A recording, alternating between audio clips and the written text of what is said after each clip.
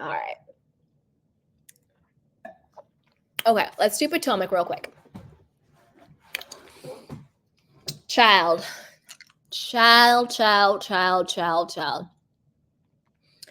Even Andy or the producers in his ear, because as we know, Andy doesn't actually prepare for anything, which is really sad. At the reunion was like, this season was hard to watch. It wasn't that interesting. Accountability was the word of the night. It was just a mess. But Potomac has been really, really, really hard to watch. And to be honest with you, I think that they should put the show on a pause and recast the entire cast. They could probably keep Karen.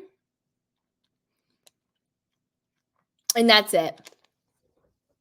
They could keep Karen, and that's pretty much it. So let's go down the list. Ashley Darby.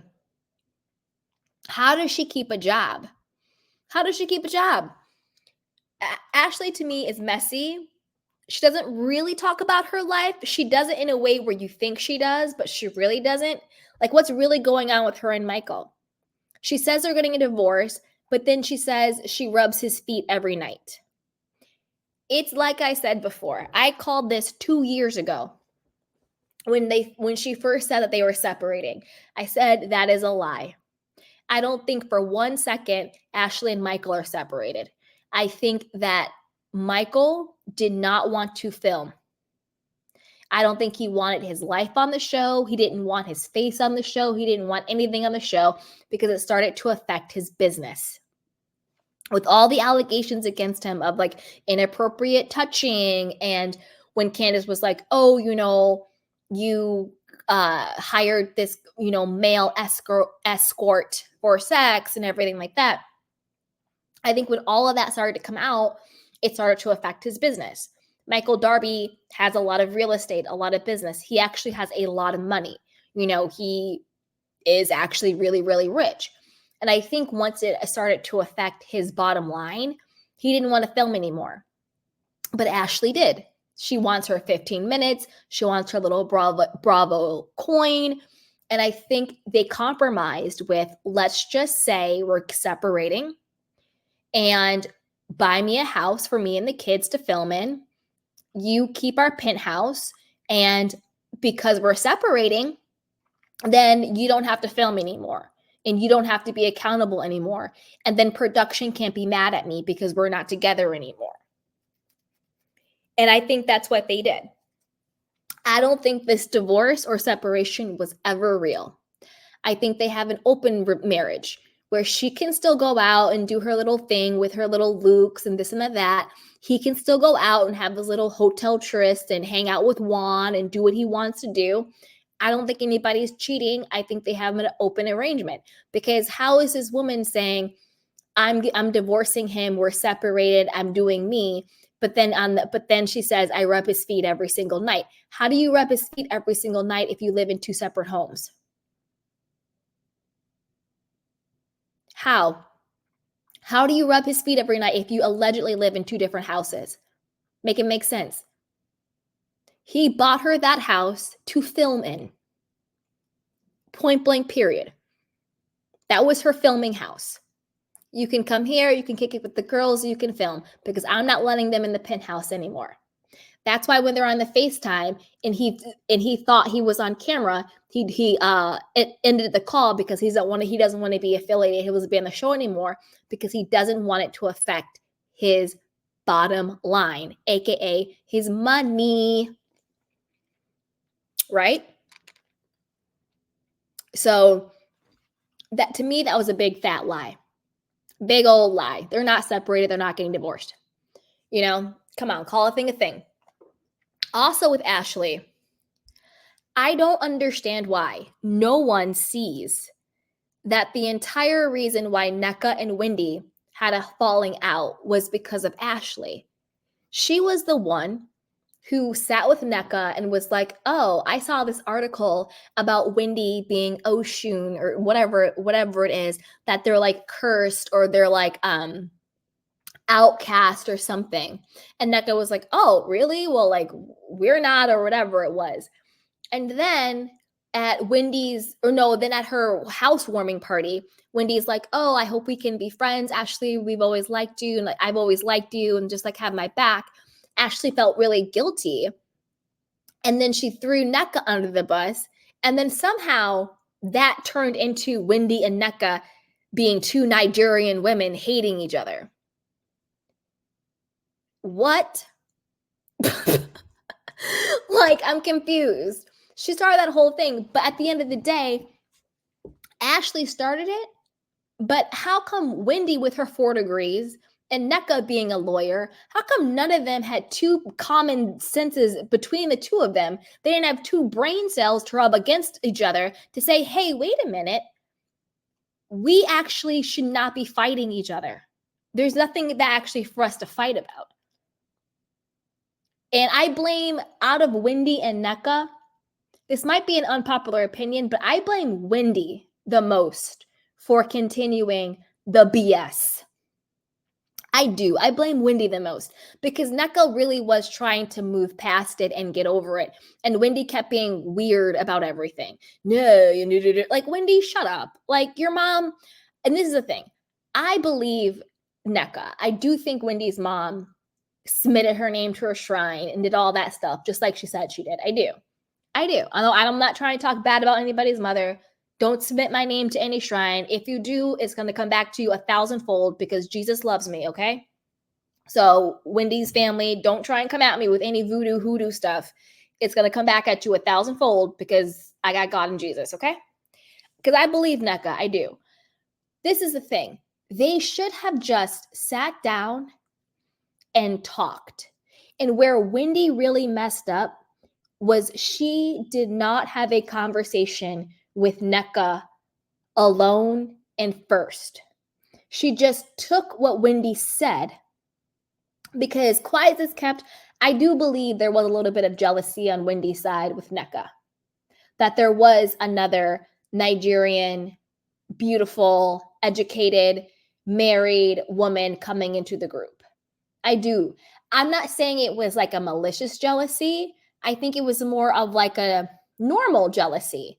Like, wait a minute, there's somebody coming in the group that's just like me. Wait a minute. Like, I can see having like a normal, almost like jealousy about it. Now, where it gets being taken too far is how they took it too far, right? I do think that Wendy should not have just believed Ashley.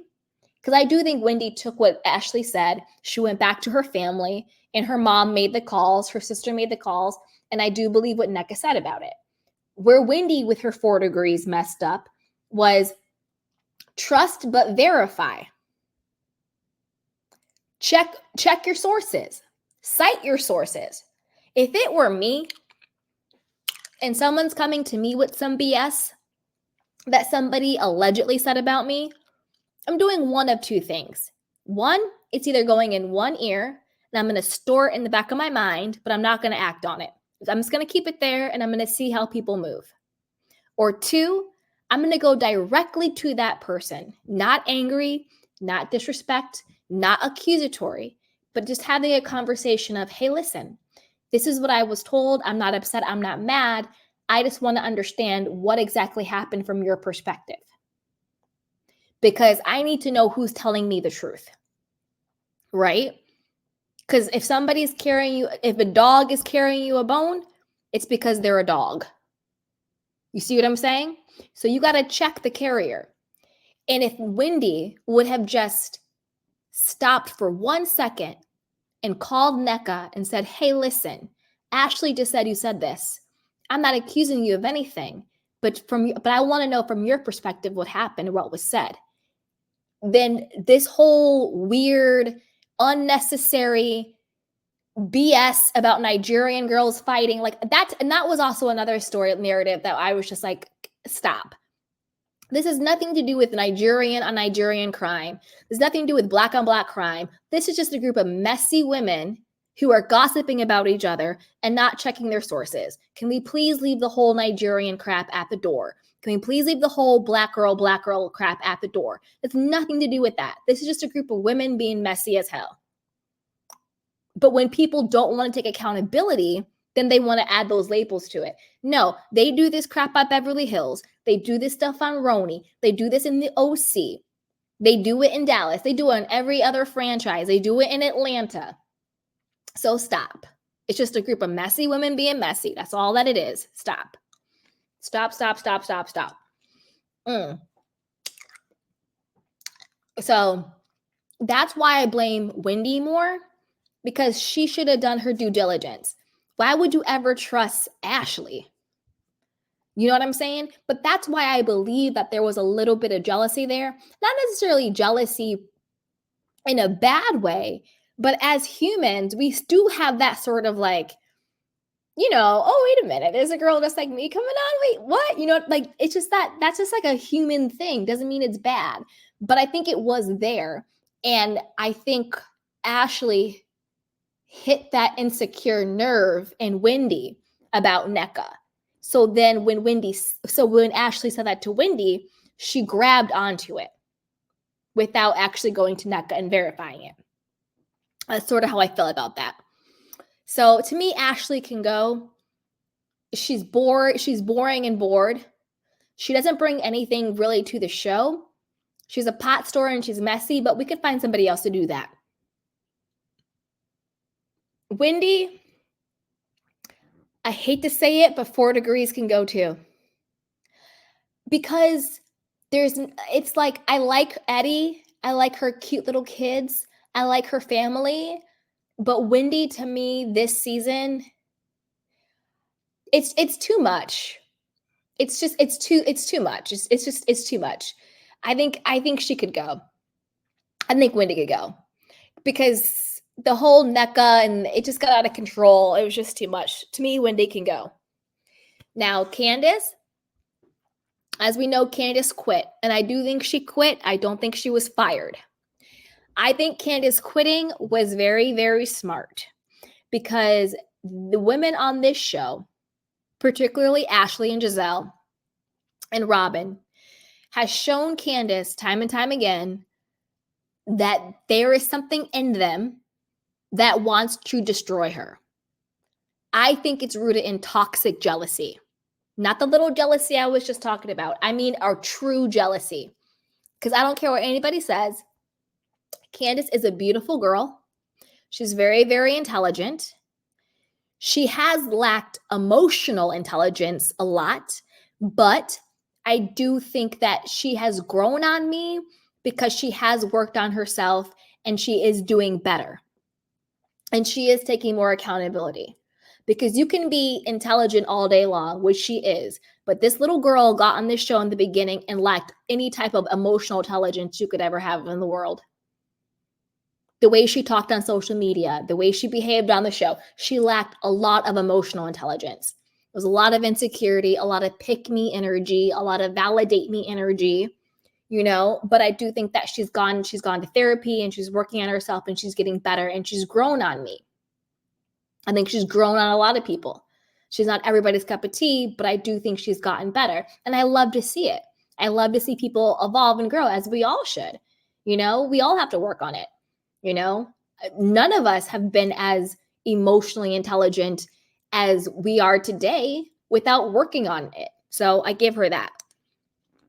But these women have come for so much with her. What they did to Chris was disgusting and wrong.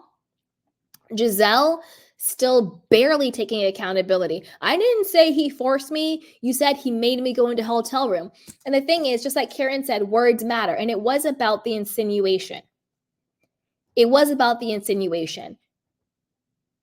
Gizelle insinuated that Chris did something sexually inappropriate towards her. Whether that was making her go into a hotel room, whether it was, oh, we were the only people there, how he made me feel uncomfortable. And the problem, the huge, huge problem with this, and Mia, and I'm trying to give Mia grace because she was brave enough to share what happened to her. But for her to be like, that's not assault, that's not sexual assault, I wouldn't consider it that. Shut up, Mia. As a survivor, you should be way more cognizant to what you're saying, because this is the problem. I'm going to break it down. Gizelle used every single buzzword when it comes to SA. He made me. I felt uncomfortable. All of these things. That, whether or not she said he did something to me or forced me, this is the problem with her now trying to backtrack and being like, I didn't insinuate anything. I didn't say anything. Is that when it happens for real in real life, all of the markers of your body, your intuition, telling you that something is dangerous, or someone, not something, someone is dangerous. When you feel that someone is making you do something, when you have that uncomfortable feeling, which is usually your intuition telling you, watch out for this person, get away, get out, this isn't safe, then that person might feel, if they're like looking to you, I don't know who's looking to Gizelle, but in general, that somehow those feelings are invalid, because now you're trying to backtrack on what you said before was so pervasive, but now you're trying to dismiss it, when all of those are warning signs and markings and buzzwords and dog whistles and ear tags to what that is.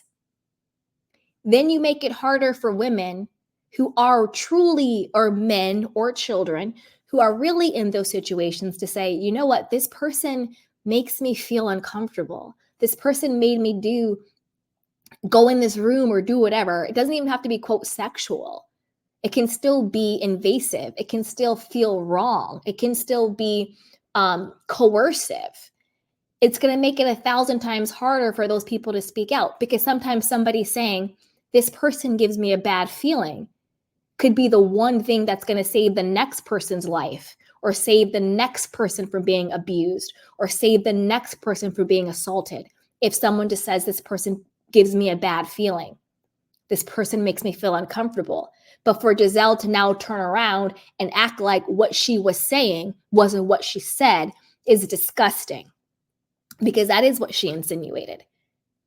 So on multiple levels, it's wrong. One, you're going to now make people feel like, well, he only made me feel uncomfortable, so maybe I'm overreacting. Well, it's not really assault. Well, it's not really this. Well, you're going to make people gaslight themselves. Well, I'm going to ungaslight everybody.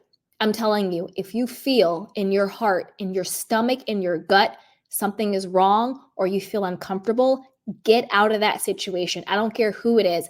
Don't worry about offending anybody. Don't worry about looking crazy. Don't worry about not knowing. If your gut is telling you something is wrong, it is wrong, and get out of the situation any way you have to. I got to go to the bathroom. My friend is waiting for me. My mom just called me. I'm feeling really sick right now. I need to go to the hospital. Do whatever you got to do to get out that situation.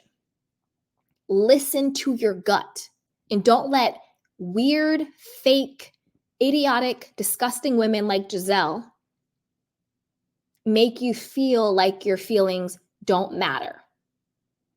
And Mia, for that fact, which I was shocked when she said that, because I know she's on the show said she was a survivor. And when you talk to people like that, or even people who have close calls or something really bad has happened to them, they always say, something in me said something was wrong. Something in me told me to leave. Something in me told me not to go. Something in me told me not to stay. They always say that. Something told me something was wrong. I got a bad feeling about this person. So for Gizelle to now act like that's not what she was trying to say when that's what she was trying to say is disgusting. And I think Candiace 1,000% did the right thing by leaving the show, because Potomac has gotten dangerous on every level. It's gotten dangerous on a professional level. I don't know who wants to hire those people. It's gotten dangerous on an emotional level. Look what they did to her marriage, and look what it did to Chris. He was clearly depressed about the whole situation. It's dangerous on a financial level. Chris said he lost work and everything. And it's also dangerous on a physical level, because I don't believe Ashley. You got to watch out. I wouldn't be surprised if Ashley and Deborah was setting Candiace up to get jumped, Because why did Ashley bring Deborah there in the first place? And then when you listen to the audio, Deborah clearly comes to Candiace and is like, oh, you saying stuff, blah, blah, blah, blah, da, da, da, da. And how it escalated so quickly, I wouldn't be surprised if they were setting Candiace up to get jumped. Notice how she waited until the cameras were down when they thought they were wrapped. Because this is what doesn't make sense. Everyone is saying, oh, Deborah came there because she wanted attention. She wanted attention. If Deborah wanted attention, why didn't she check Candiace when the cameras were there? I do think she came there with an agenda, but I don't think the agenda was attention. I think the agenda was to jump Candiace. I don't know if the women are smart enough to catch on to that. I don't even know if Candiace caught on to that. But to me, I was like, oh, they said they want to jump Candiace. Because if she only wanted attention, why did she wait till the cameras were down to approach her? She approached her when she thought they weren't being filmed. She approached her when she thought they weren't being taped. That's why it's only audio, because the producers were being sneaky as hell. Oh, we're wrapped for the day. If you're wrapped for the day, then how come you still had audio rolling? See that you can't trust the producers either. Oh, we're wrapped for the day. Finish up. We're done. If you're done, why is the microphone still rolling? See, you gotta think about this stuff. You gotta think about this. Deborah clearly thought the show's over. If I want attention, I'm checking you in front of the camera. I'm checking you to get my screen time. We're gonna have our little fight so I can make sure I get my screen time. But if I come to actually mess you up, if I come to actually fight you, I'm gonna make sure it's off camera. See, you got to really think about this stuff. She didn't come for attention. She came to jump Candiace. Maybe Candiace figured it out, and that's why Candiace is really leaving the show. I think she should leave the show because it's too dangerous at this point. It's too dangerous. That one girl, Kia, got knocked in the head, either with like a bottle or something, and she had to go get stitches. Come on. What is it going to take? What is it really going to take? And this is the thing. Bravo is trash because I am sure there's going to be in the reunion some topic about, oh, us as Black women, we don't want to be violent. We don't want to show that. Bravo doesn't condone violence. But when the white boys, and the only reason why I'm bringing up race is because it actually is pertinent to this conversation. But when the white boys of Southern Charm, Austin and JT, same exact situation. Except for on camera. It was the finale party of this season of Southern Charm. Austin and JT were fighting, first arguing back and forth. You know what I'm saying? They were arguing back and forth. No, dude. Blah, blah, blah, blah, blah. Austin got pissed. He pushed Austin in his chest, like bucking up. He pushed him when he was standing on some like stool thing. He almost fell off the stool. Then they got to tussling. And then JT head-butted Austin. This was a full-on physical bar fight. These two men had been drinking all day. They were fighting verbally, and then they started fighting physically to the point where JT headbutted Austin. Did we get any type of memo from Bravo that they don't condone violence? Did we get any type of conversation from Austin and JT that they don't want to represent white men as violent? And this is not how they want to represent the white people of the world as violent. Did we get any of that? At the reunion, this is how sick it was. Andy was laughing about it with Austin, laughing about it. And he was giving JT a little bit of a hard time when JT was the victim. Austin, who Andy likes, because we know how Andy has his favorites. Andy likes Austin, maybe more Hey, I don't know what's going on behind closed doors. None of my business. But clearly, Andy really likes Austin. Austin was the aggressor physically. We talk about Candiace being the aggressor verbally. He was the aggressor physically. He hit JT first. But Andy was giving it more to JT because he likes JT less than he likes Austin. There was no conversation about violence. There was no conversation about white violent culture. There was no conversation about anything. They were kikiing and laughing and hooting the holler about these two men fighting. But when it's the Black girls that are fighting, it's a totally different story. It's ghetto. It's Black women are violent. This isn't who we are. This isn't love and hip hop. It's a completely different story when the Black girls are fighting versus than when the white guys are fighting. And at the end of the day, it is simply violence. It's not a Black thing. It's not a white thing. It's not a male thing. It's not a female thing. It's a human thing. Human beings, regardless of race or gender, have the propensity to be violent. The problem is when you treat one group of people differently than another group of people for having the same exact human reaction. That is what the problem is. So if Andy Cohen on any parts of this reunion has the audacity to come at these women for their violence, I'm going to have a problem with that, because go watch Southern Charm reunion. No, watch the last episode first. Watch these boys fight and then watch Andy laugh about it. He had a good kiki with Austin about it and was going at JT when JT was the victim. JT was defending himself. But because Andy doesn't like JT the way he likes Austin, he was making JT the bad guy when JT was defending himself.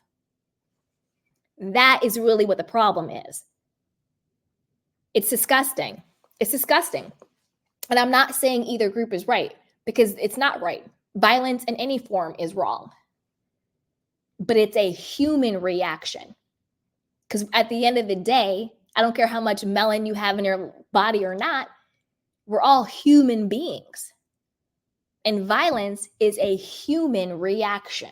That's why you have violence in every single group of human beings in the world, because it's a human reaction. And that's why it should be treated equally across all humans, not just pick and choose which humans get to be violent and which humans don't. Andy can go too. Now that I'm thinking about it, Andy needs to go. He does.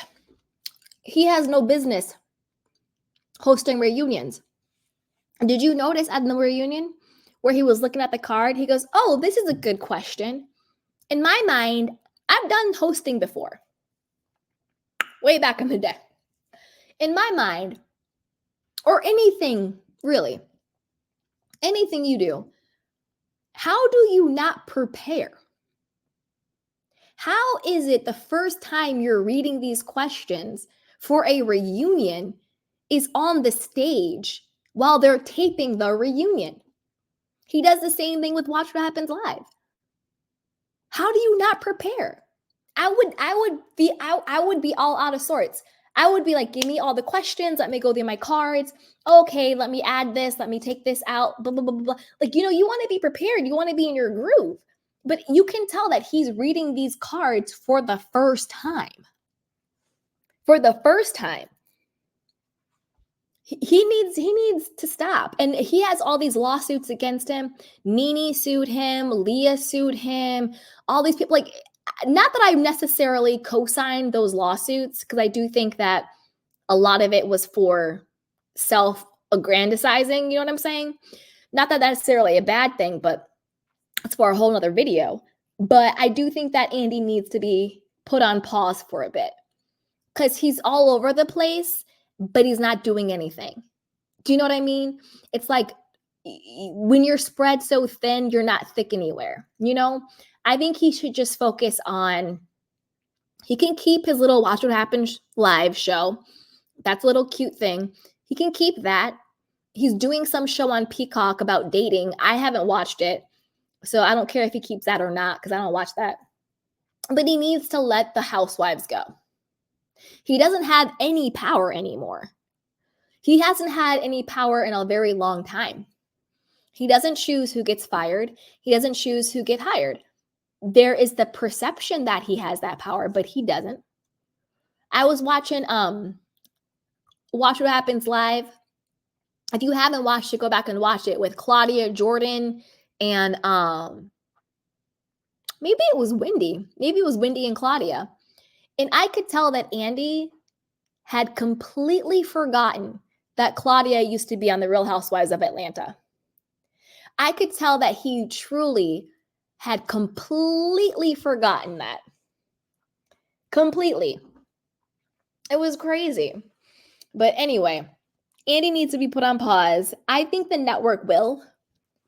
I don't think they'll do it right now because they don't want to show any type of kink in their armor as long as the lawsuits are pending or whatever it is. It's almost like when somebody messes up at the job and the corporate people keep that person on the job until they see their way clear, and then they'll fire that person, but they don't want to fire that person right away because it kind of shows liability. Do you know what I mean? But I think they're gonna phase Andy out. I really do. I think they're gonna phase her out. Okay. So that's Candiace. Candiace, I wish you well. I think you are doing great with your little acting and singing. Whether or not Candiace and Chris make it, I'm not 100% sure. I'm not 100% sure if Candiace and, her husband is Chris. Yeah, Chris Bassett. I'm not sure they're going to make it or not. I hope they do. But there seems to be a lot of tension, a lot of reversals of resentment. Like when he was booked and busy, she resented him. Then when she was booked and busy, he resented her. And then with the whole Gizelle thing, that probably has a lot of problems in their marriage. She's now putting on hold having a child to focus on her career, where again, it's 2024. You really could do your music and still have a child and do your acting and still have a child. You know, it's almost like a cool thing. Not that I'm trying to make a child an accessory, but y'all know what I mean. So I think I don't know. I think the decision not to have children is because I think they're trying to figure out if they're going to stay together. You know, that's kind of what I think.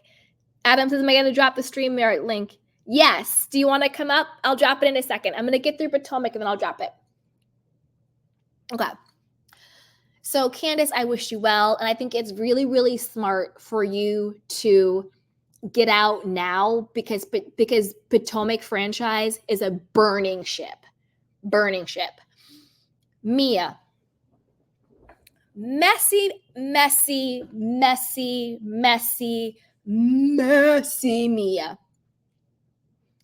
I'm going to tell y'all what I think about this chick. I feel so bad for Gordon. I love G. I don't think Mia ever loved him. I think when she said I married him for the money, I think she was telling the truth. I think the moment she was able to get her own coin through the show and through the platform of the show, and then when he fell on hard times with his family business and everything that happened, I think she was ready to leave. And the reason why I think she doesn't want him to fight his family isn't because she doesn't want the fight or think about what he did. It's because she's done with him because she no longer needs him. And the fact that she is now dating the radio personality guy who she was messing with for years, Mia, you're stupid. I'm not name calling. I actually mean you're stupid. Because what I mean by that is, if this man, this DJ personality, has never truly committed to you, but has had sex with you, while you've been single, engaged, and married, but never committed to you, who thinks one of your children is his child, but has never fought to find out. Why would you, now that you have this platform, now that you're making your own money, now that you're a public figure, and now he sees that he can use you for a come up, why would you go back and choose him? I'm not saying you have to stay with Gordon. If you're not in love with him, let him go. Because Gordon is going through a lot. Gordon is, in my mind, like she said on the show, I think he's depressed. He's clearly depressed. He admitted that he had some health issues. You know, God bless him. He talked about his prostate, which he basically was like, I had some prostate issues when I turned 70. Some things weren't working, AKA he probably couldn't perform sexually. And that's when he said to Mia, you know, if you want to find someone who can satisfy you sexually, I'm okay with that because I'm sick. Like, did you guys really understand what happened in their marriage? I think she weaponizes, oh, he wanted threesomes and he wanted this and I didn't want that anymore. I think she weaponizes that as an excuse to make herself the victim, to make it easier to leave him.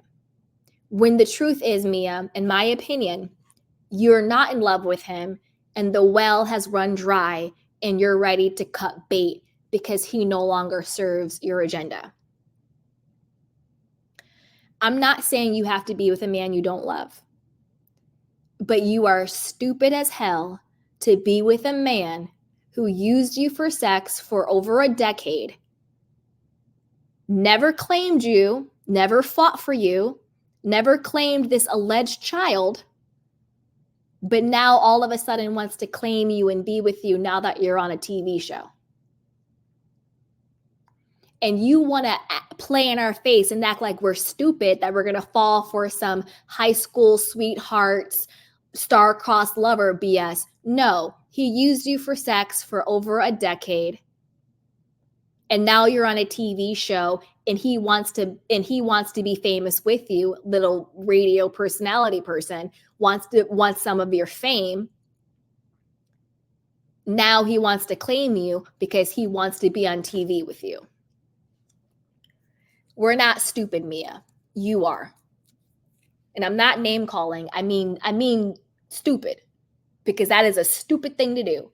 It's a stupid thing to put your children through, and it's the stupid thing to do to yourself, because he's going to use you the way he's been using you, and then he's going to do to you what you did to Gordon. The moment the well is dry, the moment you no longer serve him, he's going to leave you and cut bait, just like he did to Gordon. The problem is you're messing with these little kids. If it was just you, Mia, knock yourself out. But you got some beautiful kids. And Gordon said that. He goes, why are the kids coming being like, mommy wants to replace you. Mommy's with him. Mommy's sleeping with this person. You're messing with the kids. That's the problem. I hope you had a conversation with your son, Jeremiah, about his paternity before you had it on national television. Did you talk to your son about how his father is being questioned? Because I'm pretty sure he believes Gordon is his father. And I'm pretty sure it's going to mess with his head that now all of a sudden mommy's boyfriend is daddy. What? Did you talk to your child about this before you talked about it on national television? Well, how come you haven't gotten a paternity test? Because based on the previews, you haven't gotten a paternity test. Why? Number one, Mia, and not to put the most onus on the mother, but that's the society we live in. As a mother, you don't want to know who your baby's father is? You don't want to know? And secondly, stop pretending like this DJ person actually loves you, or your maybe child or not. Because a real man, if he thought he had a child out there, would fight tooth and nail to find out. You could get a court order. If he truly thought that boy was his son And if he truly wanted to be a father to that child, he could get a court-ordered paternity test to find out if that child was really his or not.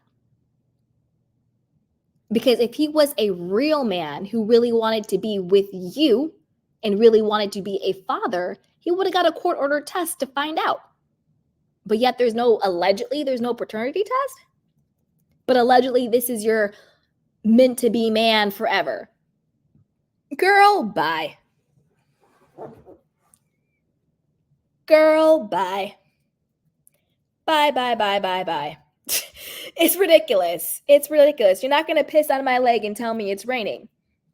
Mia, you're not going to paint this man as like your high school love and when I'm ready, he would be there.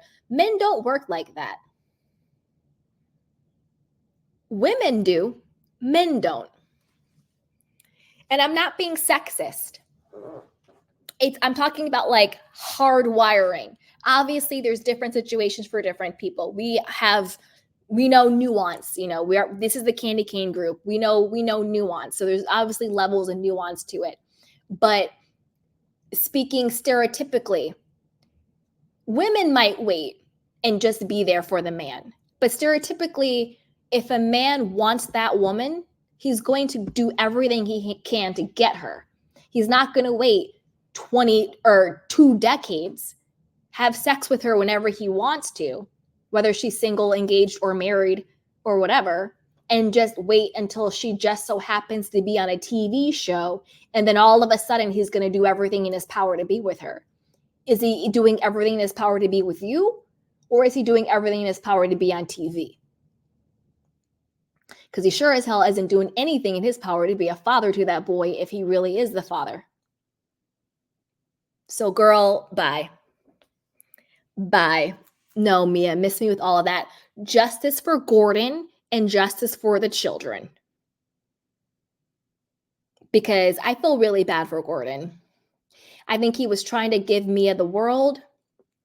I think he thought, because again, stereotypically speaking, a lot of male, self-esteem and bravado and ego comes in being able to sexually please his woman or his wife, right? I'm just talking, pejoratively. We know that there's different levels to everything. And I think, like he said, which was really sad, and if you caught it, you caught it. He's like, when I was 70, I had prostate issues. So I think that he felt less of a provider, less of a protector, less of a man, because he wasn't able to perform for her. So maybe he did do some shady business stuff to keep the money coming in. Because like Mia said, she married him for his money. So he probably thought, the way I keep her is to buy her and to let her have sex with other men, as long as she stays with me. And that was really sad. And that's basically what he said in the finale. I'm still willing to work on this. I told you could go do what you wanted. Just don't do it in public, and don't go with the children. Just stay with me. And it's really, really sad. And I feel really, really bad for Gordon. I really do. He deserved better. Justice for Gordon. Okay. Miss Karen. I love Karen. She's the anchor of the show. She's the best. She's super level-headed. And you can tell with Karen, she is just doing everything she can to keep all the women in check, to keep the show going. I think Karen's number one agenda is to keep the show going, not to get the show canceled and not to get kicked off the show. I think that's Karen's number one agenda. And she is just,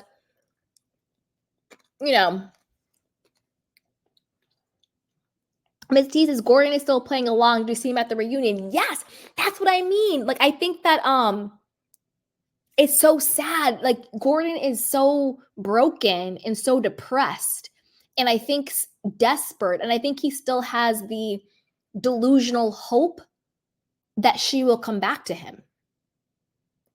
And I think that's why he's like, you can do what you want. Like, I'm trying to get this money for you. You can have sex with whoever you want. Just like, don't leave me.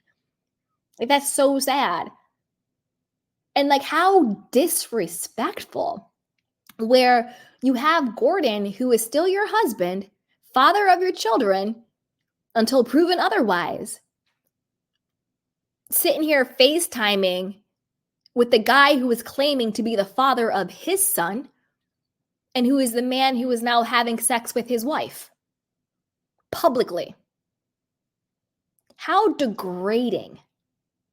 How degrading. And you see Gordon smiling and just, oh, hey, man. And yeah, okay, dude.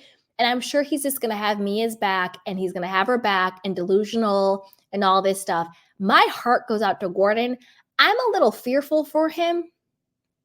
There's just a deep sadness to him. I'm fearful for him. I'm fearful for him. Prayers up for Gordon. Karen just wants to keep the show going. I think Karen and Gizelle had a powwow. They had a ponderosa. They had a powwow where they were like, what can we do to keep this show from getting canceled and staying on the air? I think they had a ceasefire. I think any of the stuff back and forth between Karen and Gizelle in the show, I think that they were both in on it. And I think they both got together and said, how can we keep the show on? And I think Karen says, I'm going to babysit Wendy and Candiace. I think Gizelle said, I'm going to babysit Robyn and Ashley. I think Mia was just in the mix and Nneka was just in the mix, So, yeah. I love Karen. No notes for her. She's great. She's doing it and dipping it and doing it. So good for her. I love her. Gizelle can go. We're just going to float over and pretend like she didn't have a complete fake relationship with the guy Jason from Winter House. Like, we're just going to pretend that it never happened. What happened to Jason? What happened to that storyline? He just disappeared. Like, they just disappeared. They just stopped talking about it. There was no resolution. Did they break up? Did they not break up? It just acted like it never happened. I almost forgot it happened. We're just going to pretend that happened. She's another one who uses her children for story. Don't get me wrong. All the kids are cute. Yay. But when your children are your complete storyline, it gets to be too much. And sure, the girls are cute. It's a beat. But I don't need to see the kids every single scene. I don't. Get some friends your own age. And talk to friends your own age about your life, and because that's what the show is. And also, I am an adult, and I would rather watch adults talk about their lives than watch children talk about their lives, because I am not a child. So there's that, And also, like, I think it's cute for the kids to come, but I want to protect the kids too. Like, let the kids be kids. And a lot of times you see on these shows, the children are usually very parenthesized. What I mean by that, I hope I'm saying it correctly, parenthesized, not parentheses, but like made to be parents. They usually act very adult. They're usually all very mature. They usually are always giving their mothers advice. Usually that's because these women are very narcissistic. And so they treat their children like their best friends rather than children. So you see this dynamic with Teresa and her children, with Kyle and her children, with Gizelle and her children. You see it a lot with certain people, and the majority of these women with their children. Ramona and her daughter. You see it where the children are usually the ones, Shannon even, are usually the ones counseling the mothers. Do you notice that? I hate to see it. I hate to see it. Let the kids be the kids, okay? Let the kids be the kids. Gizelle can go. She took basically Noah, like her not talking to Candiace about the colorism, to me was a load of crap. And I have the unpopular opinion. I don't agree with Candiace. I don't think that there's colorism on Potomac. I'm not going to get too far in that conversation, but I don't see it. I don't think it's colorism. Do I think there's favoritism? Yes. Do I think there's likability issues? Yes. But do I think it's colorism? No. So I actually don't agree with Candiace on this. But on the other hand, I think Gizelle needs to stop lying and acting like it's the whole colorism, death threats crap. That is the reason why she's so mad at Candiace. No, you just don't like Candiace. And you're mad because your whole take down Chris narrative blew up in your face and everybody saw you for the fake, phony, boring, tired out, dry liar that you are. And you got caught and it blew up in your face because you were looking for a moment in a storyline and you got caught in multiple lies and you don't like it. And you're clearly jealous of Candiace. I'm not a Candiace defender by any means either. I just call it like I see it. I think Gizelle is deeply jealous of Candiace. I do. I really, really do. I think Gizelle is deeply jealous of a lot of women. I think she's deeply jealous of Wendy too. That is why you didn't want to talk to her this season. Don't act like it's because of your colorism comments, my children. And girl, shut up, please.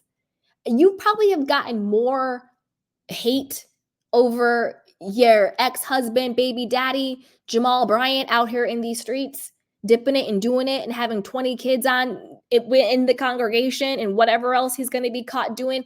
You probably have gotten a lot more stuff over him than you have over Candiace's comments. Okay? So that's where I fall. I don't agree with Candiace on colorism, but I don't agree with Gizelle that was such a big deal in her world that she can never talk to Candiace again. Like, shut up, Gizelle. You just say, you know what, Candiace? I don't like you. Just admit it. You don't like her. But the reason why you don't like her is because in your core, you're jealous of her. Candiace is beautiful. She's talented. She has a husband. She has a cute coin. I think a lot of the women are jealous of her. But because Candiace has been very pick-me, she does have a very pick-me energy. She needs a lot of validation. She's very insecure herself. That there's this sort of weird dichotomy of I'm jealous of this person, but I also don't respect this person. So it's like a weird dichotomy there. And the reason why there's no respect there, I think Candiace is getting better at it, but because Candiace didn't respect herself. You can be as smart as Albert Einstein, but if you don't validate yourself without seeking the validation, because a lot of reason why Candiace is so hurt all the time is because she wants to be picked and she wants to be chosen. Like, for example, with Robyn, Robyn's like, well, if you think that I'm such a horrible person who would set your husband up, because she did, why do you want to be friends with me? And that's a valid point. Because I wouldn't be boohooing and crying and wishing somebody would forgive me or apologize to me or get my friend back if I thought that they would set up my husband. Doesn't mean I agree with Robyn because I do think that there was some sort of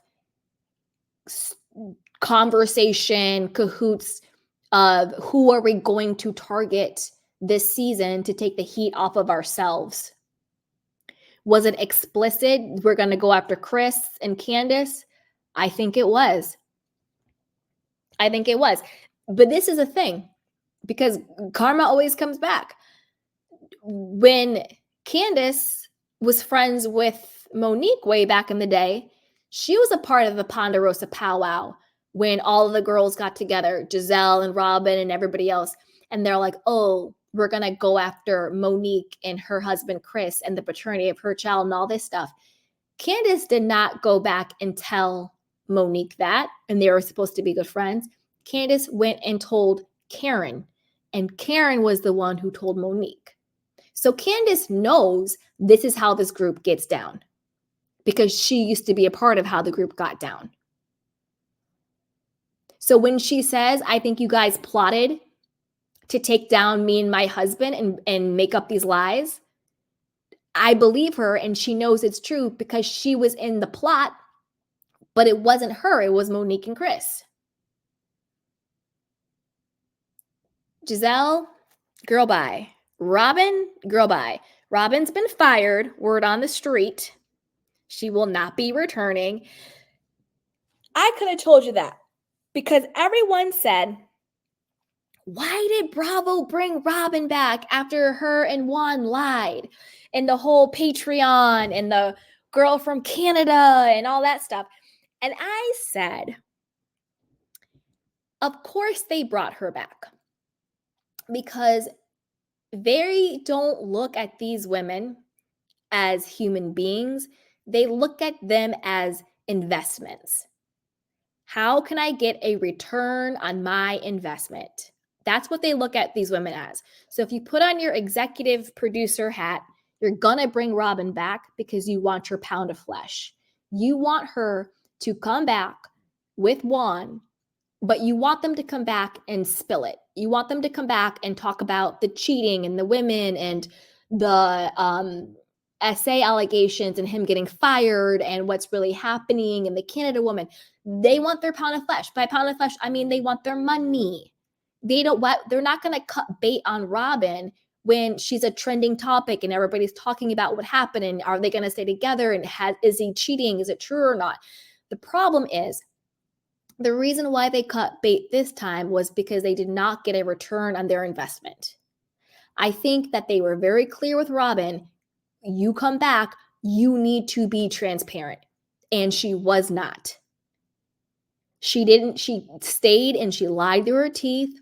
Juan lied through his teeth. They deflected. We don't care. It's all good. So she came back and she continued to lie. And that's why she got fired this time.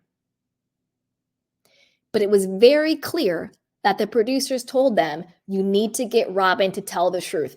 That's why you had Gizelle, her green-eyed bandit best friend, first time ever in life, actually question Robyn. That's why they had their little intervention with Charisse and Ashley, because the executives wanted a return on their investment, because they don't look at these women as people, they look at them as investments. So they will use you as long as they get a return on you. But when you stop producing, they will cut bait. And the fact that Juan did not show up at the reunion, that right there, you knew she got the pink slip. I mean, Juan should have showed up at the reunion if they wanted to keep this little Bravo cute coin coming in. He should have showed up at the reunion. And Robyn, if she is incapable of an emotion, she should at least pretended. But this whole, I don't care, he didn't do it, why are you coming after me, blah, blah, blah, blah, this attitude, this staunchness, this, pretending like the world is against them and they're innocent, that narrative and BS isn't going to fly. And she tested it and she effed around and found out. And that's why she's fired. But of course they're going to bring her back because they wanted a return on that investment. They didn't get the return. She got fired, which is good. Okay, Nneka. Ugh. Nneka. She's a no for me. And to be honest with you, I actually like her. I know it might be an unpopular opinion, but I like her. I think she's really pretty. I like her. I like her style. I think she has good clothes style. I think she's fun. She would do a good boozy brunch, a good dinner, shopping, home decor. I actually really like her. I think she's a really fun girl. The problem is it's almost an Anna Marie problem from Beverly Hills. When you come into the group and you let somebody else set your agenda, you let somebody else wind you up. And that somebody else was Ashley. And then you spend your entire season not connecting to the audience, not connecting to the other women, but fighting a battle that was never yours. Nneka and Wendy should have never been fighting. That was not their fight. It was a fight that they chose for whatever stupid reason. If Nneka would have for 1 second said, you know what? Ashley was the one who came to me with this BS. Let me just chill out. Because if I was Nneka and Ashley came to me with that and it was like a normal conversation, and then Wendy went crazy and went to her family and they're doing voodoo and shrines and all this other crap, to be honest with you, if I was Nneka, I would not have brought it to the show. I would have, shout out to Wendy Williams, that would have been kitchen table talk. I would have not brought it to the show. Not that I'm hiding anything, but I would have done what they do where it's like, I know something that you did, but like, I'm not going to say it, but like, I know what you did, but it's too much, but I know what you like something like that, or just like, just not mess with her or anything. But I would have just sort of owned my own narrative and my own story. And I would not have come in hot, and I wouldn't have brought the specific of her mother brought my name to this. I would have just said her did something, whatever. It's a family issue. I'm going to leave it there. And then I would have kept it pushing, and I would have been cute and done my thing, made friends with people, kept Wendy at arm's length, kept Ashley at arm's length. But I would have owned my own story. Where now Nneka's story is very muddled with going against a Nigerian and blah, blah, blah, blah, blah, and all that other bull crap that really doesn't even matter, because it had nothing to do with them being Nigerian. It had nothing to do with them being Black. It was just a bunch of messy women gossiping. And so it got all muddled and everything. Now, her and her husband,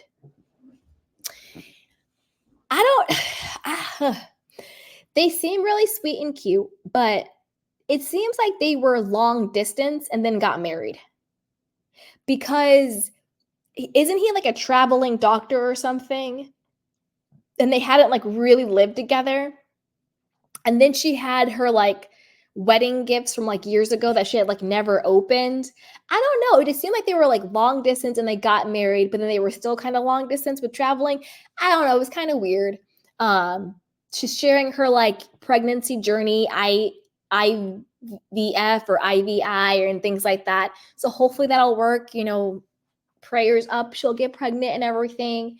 So that's really cute, but I feel like she got muddled in this whole thing because she didn't know how to play the game. I don't think Nneka's mean. I think she seems actually like a really sweet person. I think she got, which is different than how I feel about Anna Marie. Where I think Anna Marie and Nneka are the same is that they were thrown into the situation new, and they became the mouthpieces of people, and they were fighting somebody else's battle that they never should have been fighting. Where I think they're different is I don't connect with Anna Marie's personality. I think she's weird. There's a tick, something's off. With Nneka, I actually think she's really cool. I think she's funny. I think she's pretty. I think she's sweet, down to earth, seems like a really normal, nice person who got caught up in something. That's kind of where I land with that. But I don't think she gave enough for me to care whether she comes back or not, because she put too much energy in the fight with Wendy versus establishing her own personality onto the show.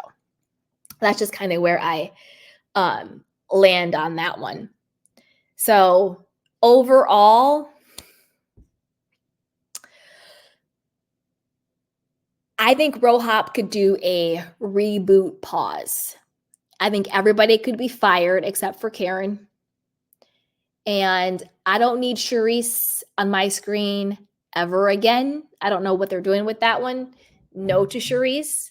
And I think maybe we could do a pause and a reboot, because the last solid 3 seasons of RoHop have been downhill, downhill, downhill. Harder and harder and harder to watch.